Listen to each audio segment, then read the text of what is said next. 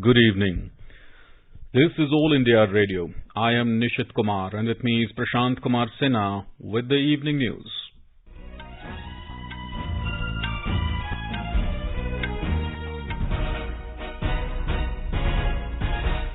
The headlines.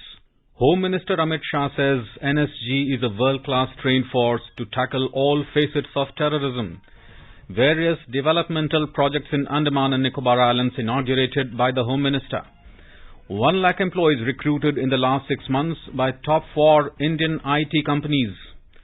Anthem on India's COVID-19 vaccination drive launched. More than 97 crore 23 lakh COVID-19 vaccine doses administered in the country so far. Recovery rate stands at 98.08%. US to ease travel curbs for fully vaccinated foreigners from the 8th of November.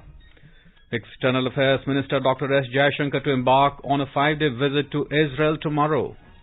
8 people killed in rain-related incidents in Kerala. Relief and rescue operations in full swing. And 7 times champions India to take on Nepal in the final of SAF football championships in Malé. As India is on the verge of vaccinating 100 crore people against COVID-19, All India Radio salutes all the doctors, nurses and others who made this possible. At the same time, we caution our listeners that the battle against COVID is not yet over.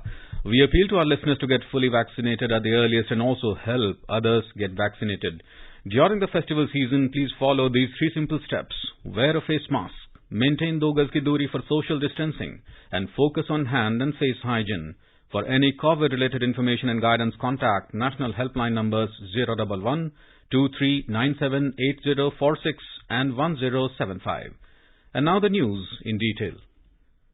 Home Minister Amit Shah has extended greetings to the country's brave National Security Guard NSG personnel on their 37th Raising Day. In a tweet, Mr. Shah said that the NSG is a world-class trained force to tackle all facets of terrorism.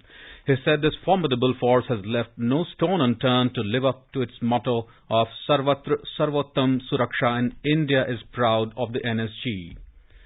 Minister of State for Home Nityanand Rai has said that the National Security Guard NSG is capable to neutralize any terrorist activities and establishing peace in the country.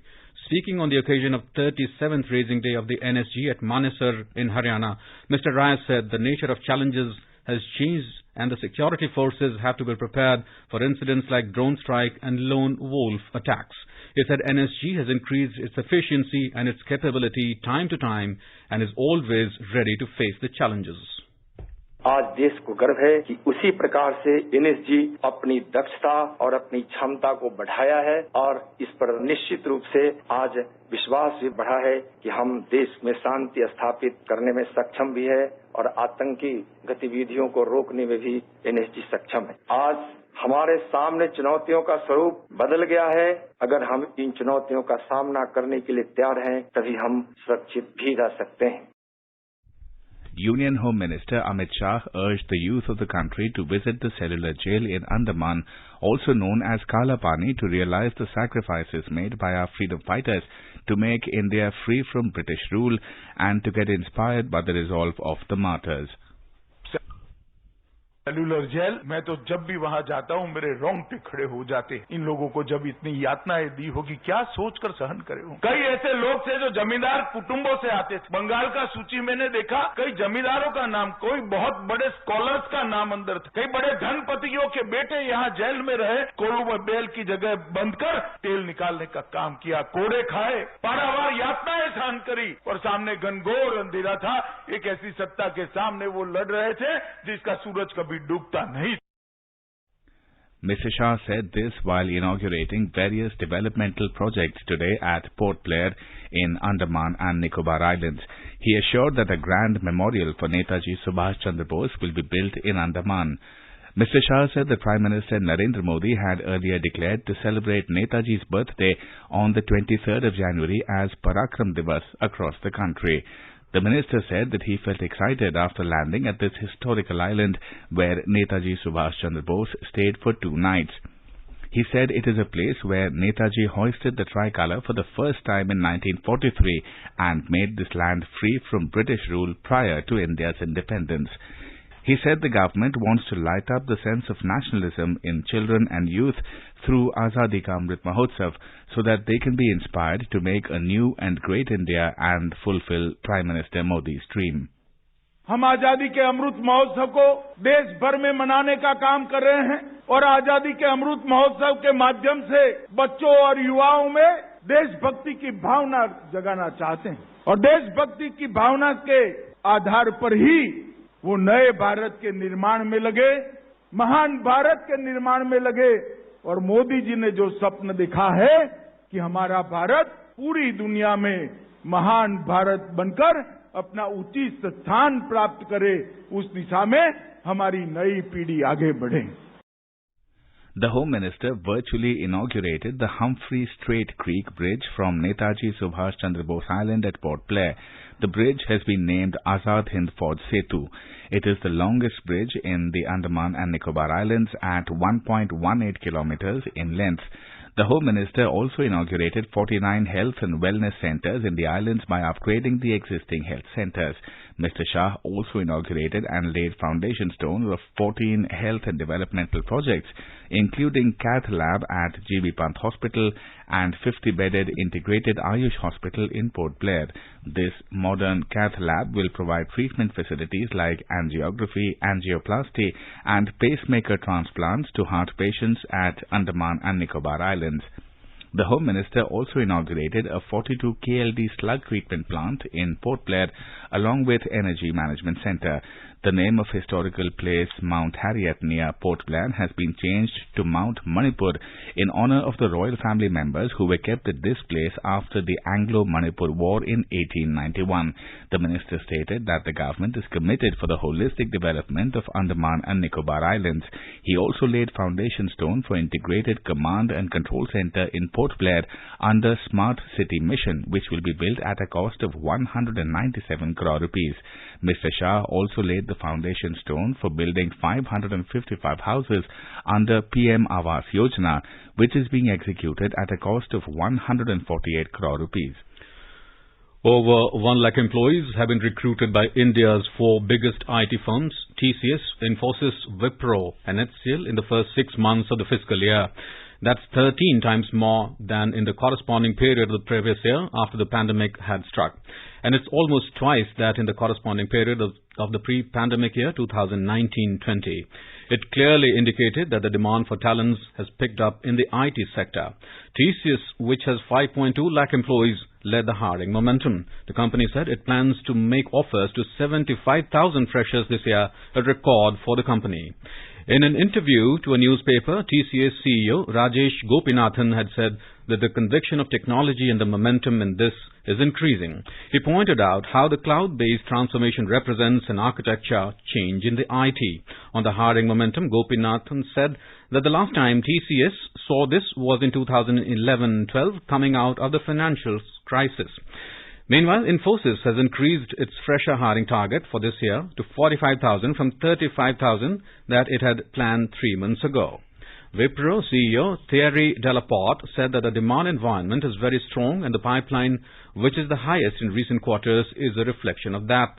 HCL Technologies CEO C. Vijay Kumar said that they witnessed the highest net hiring numbers in the last quarter, that is 11,153. Net hiring over the last 3 quarters has been at about 28,000 in their employee workforce, and there is another 3,500 odd in terms of third-party contractors. So the total is pretty much near to 32,000 over the last 3 quarters itself, he said.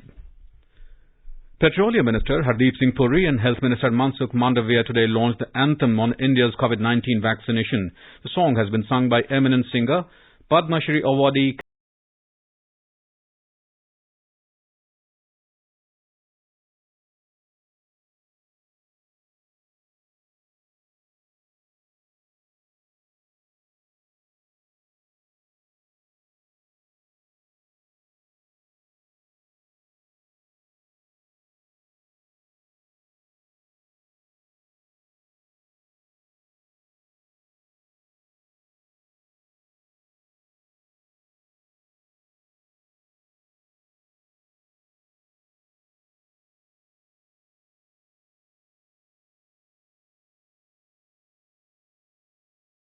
Addressing the gathering, Mr. Puri said, under the visionary leadership of Prime Minister Narendra Modi, the production and distribution of COVID-19 vaccine is going on successfully, and soon the nation will be able to touch the 1 billion mark of administering vaccine doses.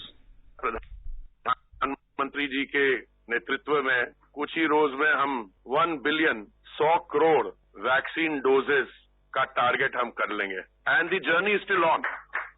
हम 1500 ton medical supplies, mask, ventilators बाहर से special flights पे लाए। देश के अंदर हमने 900 ton medical supplies distribute की गई। मुझे खुशी इस बात की है कि हमने मनसुख भाई की मेहनत से और एक सरकारी कार्यक्रम जिसके बारे कैलाश जी ने भी कहा, एक सरकारी कार्यक्रम नहीं रहा, एक जन आंदोलन बन गया। Speaking on the occasion, Mansukh Mandavia said the government has already administered more than 97 crore corona vaccines in the country. He said it will be soon be able to administer 100 crore vaccine doses.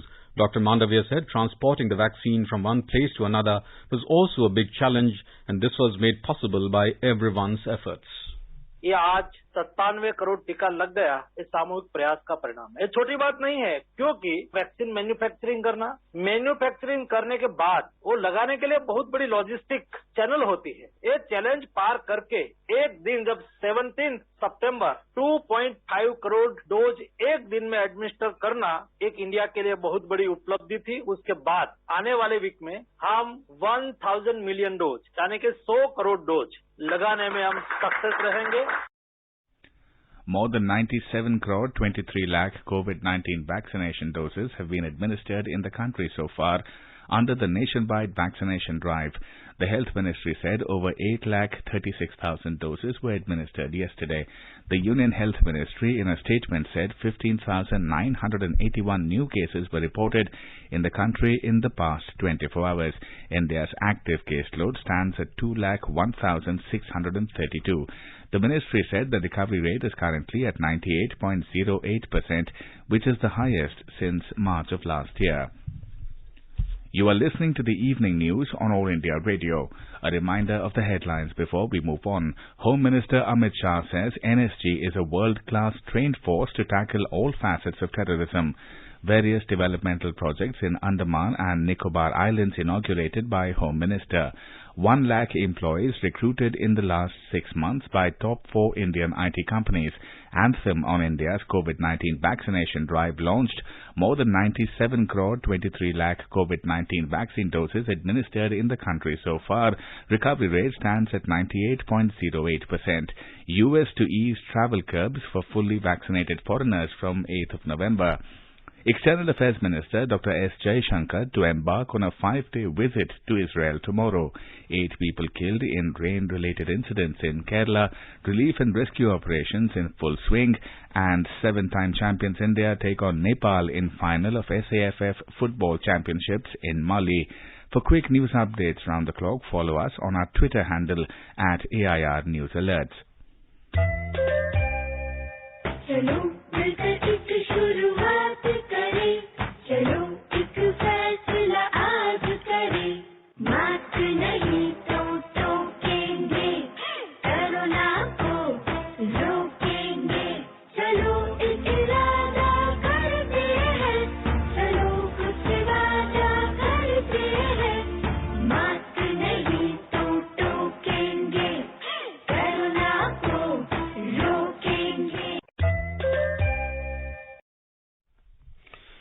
Welcome back.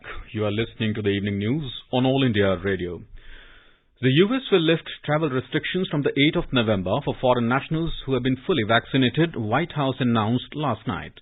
Starting the 8th of November, the United States will admit fully vaccinated foreign air travelers from the 26 so-called Schengen countries in Europe, as well as India, Britain, Ireland, South Africa and Brazil.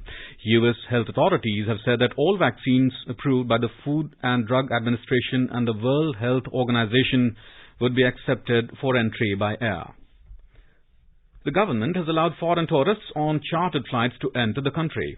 The Union Home Ministry has begun granting fresh tourist visas to foreigners coming to India through chartered flights with effect from the 15th of this month. The ministry in a statement said all COVID-19 protocols and norms notified by the Health Ministry are to be adhered to by foreign tourists and carriers bringing them into India and other stakeholders at the landing stations. Due to COVID-19 pandemic, all visas granted to foreigners were suspended last year. International Monetary Fund (IMF) has commended India's swift and substantial response to pandemic and noted that there is the possibility of a faster than expected recovery. The IMF has projected India's economic growth at 9.5% in FY 2021-22 and 8.5% in 2022-23. Headline inflation is projected as 5.6% in 2021-22 amid elevated price pressures. In its Article 4 consultation report, IMF has further said that a persistent negative impact of COVID-19 on investment and other growth drivers could prolong the economic recovery. External Affairs Minister Dr. S. Jaishankar will be on a 5-day official visit to Israel from tomorrow at the invitation of alternate Prime Minister and Foreign Minister of Israel, Yair Lapid. This will be his first visit to the country as External Affairs Minister. He will hold a bilateral meeting with the alternate Prime Minister and Foreign Minister of Israel. He will also call on the President, the Prime Minister, and the Knesset Speaker. India and Israel elevated bilateral relations to a strategic partnership during the historic visit of Prime Minister Narendra Modi to Israel in July 2017. Since then, the relationship between the two countries has focused on expanding knowledge-based partnership, which includes collaboration in innovation and research, including boosting the Make in India initiative.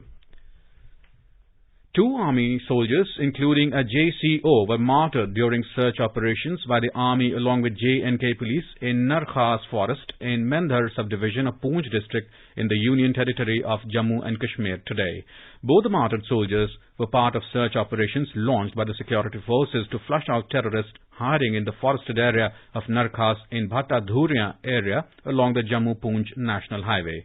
A Lashkar-e-Taiba commander was among 2 terrorists who were neutralized this afternoon in a gunfight between terrorists and security forces in Rangbal area in Pampore town of Pulwama district. Army Chief General Manoj Mukund Naravane, who is on a 5-day visit to Sri Lanka, visited headquarters of the Sri Lankan Navy today and interacted with Commander of Sri Lankan Navy, Vice Admiral Nishantha Ulugetene, and other senior officers. Views on bilateral defense partnership between both nations were exchanged. The 8th edition of joint military exercise Mitra Shakti between the Indian Army and the Sri Lankan Army culminated today in Ampara, Sri Lanka. The exercise was commenced on the 4th of this month. Exercise Mitra Shakti, based on counter-insurgency and counter-terrorism operations in semi-urban terrain, is the largest bilateral exercise being undertaken by the Sri Lankan Army, and it forms a major part of India and Sri Lanka's growing defense partnership. The Defense Ministry said during the past 14 days, both contingents displayed great enthusiasm and professionalism while practicing joint drills. The participating contingents expressed immense satisfaction at the termination of the exercise in terms of standards achieved during the conduct of the exercise. CEO Niti Aayog Amitabh Kant today visited the tourist destination of Pahalgam in South Kashmir's Anantnag district and chaired a meeting of tourism officers there.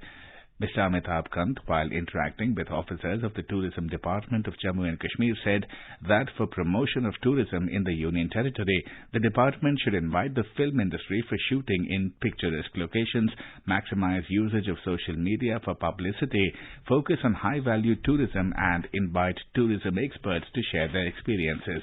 Talking to All India Radio News in Pahalgam, he appreciated the work of Tourism Department and assured them of full support from the government.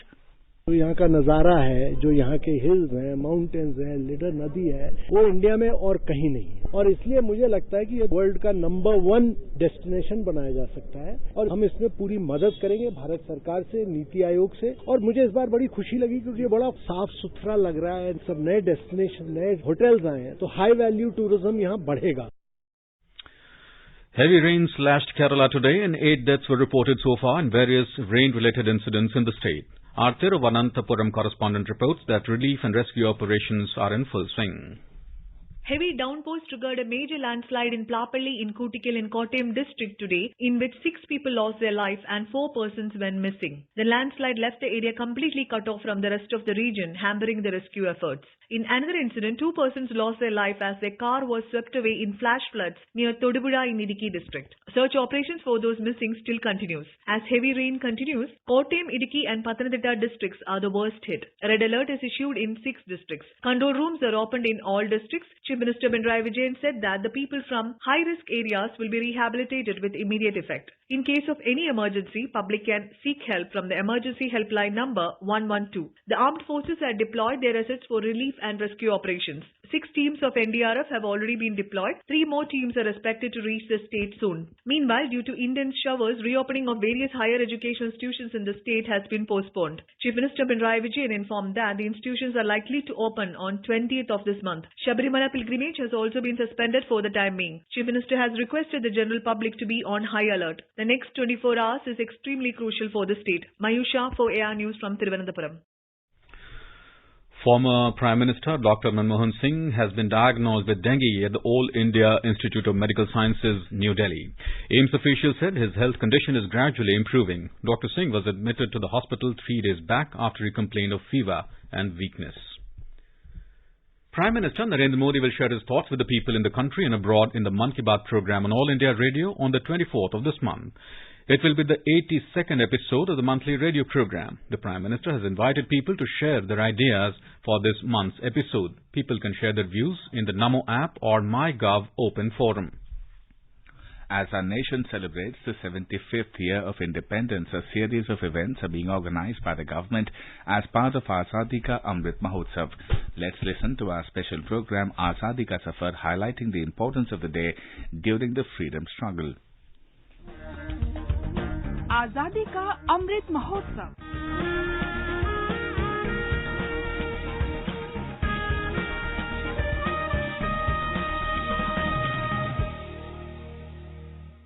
Azadi Ka Safar with AIR News. India's glorious fight for freedom is one of the greatest struggles the modern world has ever witnessed. AIR News brings you a glimpse of the valiant struggle every day.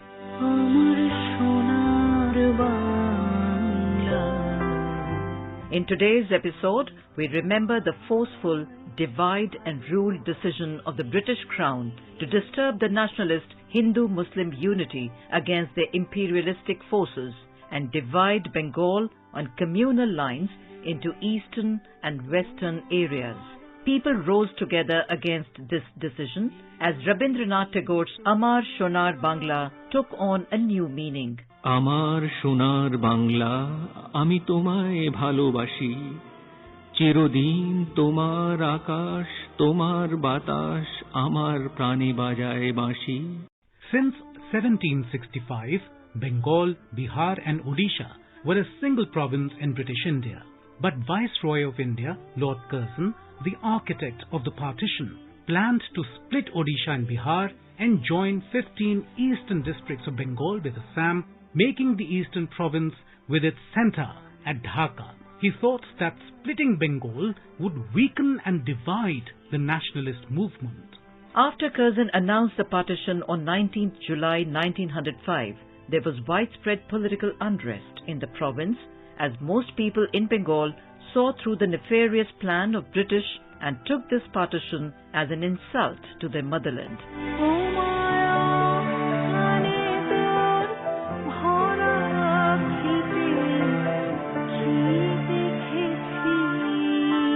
The nationalists realized that partition was effected not just on administrative grounds, but for creating a permanent division between Hindu and Muslim communities by the British colonial power through its policy of divide and rule.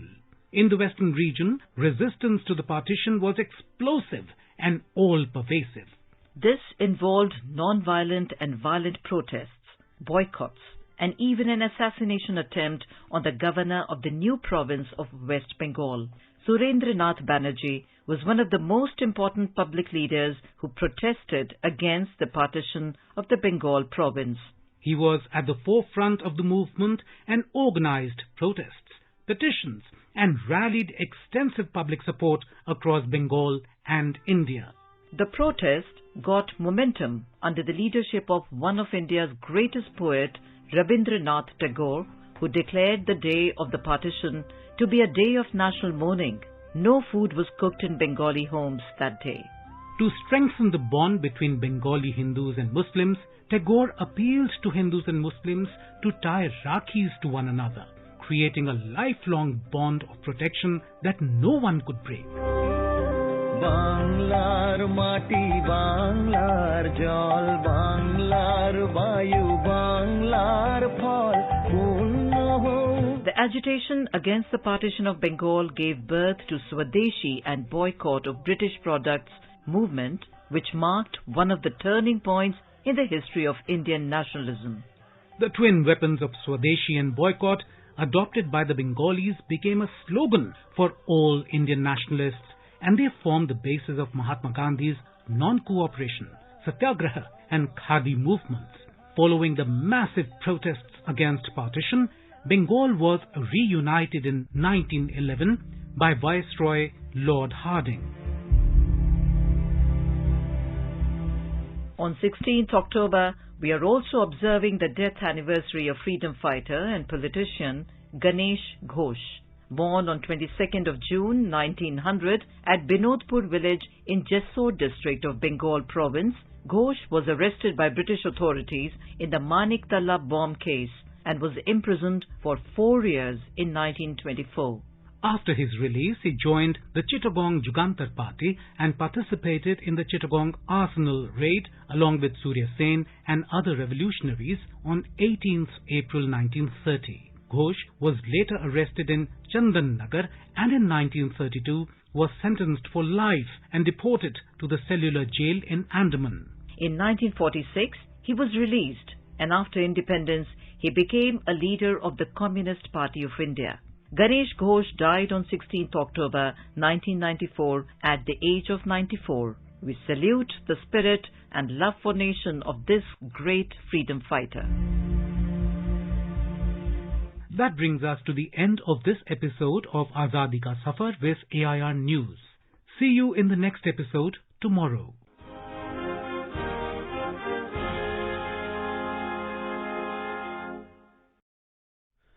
The final match between seven-time champions India and Nepal in the South Asian Football Federation SAF Championship is underway in Malé, Maldives. India on Wednesday defeated Maldives 3-1 to book their spot in the summit clash. India remain undefeated in this edition, having earlier played out draws with Bangladesh and Sri Lanka and then beating Nepal. Now, let us take a look at the weather forecast for tomorrow. The national capital, Delhi, will have generally cloudy sky with moderate rain. Temperature will vary between 23 and 32 degrees. Mumbai will have partly cloudy sky. The minimum will be 22 and the maximum will be around 34 degrees. Chennai is expected to have thunderstorm or rain. Temperature will vary between 26 and 35. Kolkata will have generally cloudy sky. Temperature will vary between 24 and 32 degrees. Srinagar will have thunderstorm with rain. Jammu will have partly cloudy sky. Leh is likely to witness generally cloudy sky with light rain. Gilgit will have partly cloudy sky. Temperature will hover between 5 and 27 degrees Celsius. Muzaffarabad will have thunderstorms. Minimum temperature will be 14 degrees. Maximum will be around 29 degrees. Vishakhapatnam will have generally cloudy sky with 1 or 2 spells of rain or thunder showers. City will observe a minimum of 26 and a maximum of around 32 degrees. Thiruvananthapuram will have generally cloudy sky with a few spells of rain or thunder showers. The minimum temperature will be 25 degrees while the maximum will be around 31 degrees. Bengaluru will have generally cloudy sky with light rain. Temperature will hover between 21 and 27 degrees Celsius. And now, before we end the bulletin, the headlines once again. Home Minister Amit Shah says NSG is a world-class trained force to tackle all facets of terrorism. Various developmental projects in Andaman and Nicobar Islands inaugurated by the Home Minister. 1 lakh employees recruited in the last 6 months by top 4 Indian IT companies. Anthem on India's COVID-19 vaccination drive launched. More than 97 crore 23 lakh COVID-19 vaccine doses administered in the country so far. Recovery rate stands at 98.08%. US to ease travel curbs for fully vaccinated foreigners from the 8th of November. External Affairs Minister Dr. S. Jaishankar to embark on a 5-day visit to Israel tomorrow. 8 people killed in rain-related incidents in Kerala. Relief and rescue operations in full swing. And 7-time champion India to take on Nepal in the final of the SAF Football Championships in Malé. And with that, we end the evening news. Good night.